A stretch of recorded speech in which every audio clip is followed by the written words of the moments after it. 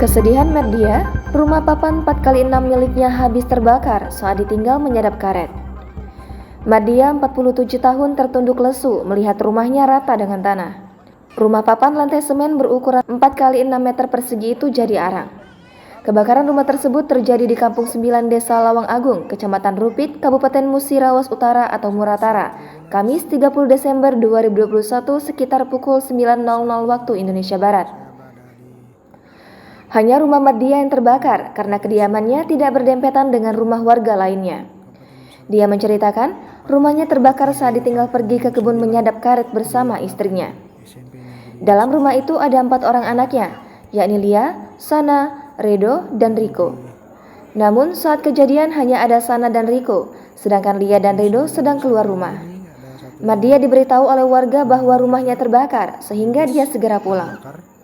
Merdia belum mengetahui penyebab kebakaran yang menghabiskan rumahnya itu. Dia juga belum bisa bertanya kepada anaknya yang ada dalam rumah saat kejadian karena masih terdiam trauma. Sementara tetangga di sekitaran rumahnya baru mengetahui kebakaran itu saat api sudah besar. Dugaan sementara, kebakaran tersebut disebabkan karena hubungan arus pendek atau korsleting listrik. Istri korban, Mary 40 tahun mengatakan kebakaran rumahnya ini adalah musibah yang memilukan bagi keluarganya. Tak ada barang yang terselamatkan, semua jadi arang rata dengan tanah. Namun dia masih bersyukur anak-anaknya selamat dari kobaran api. Sementara itu, Camat Rupit, Mukhtaredi dijumpai saat melihat lokasi kebakaran mengaku amat sedih atas musibah yang menimpa warganya itu.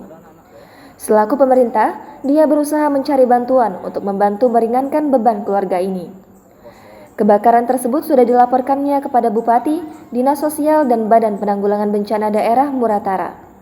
Dia juga sudah meminta pemerintah desa untuk menggalang dana kepada masyarakat secara sukarela. Jangan lupa subscribe, share, komen, dan like ya!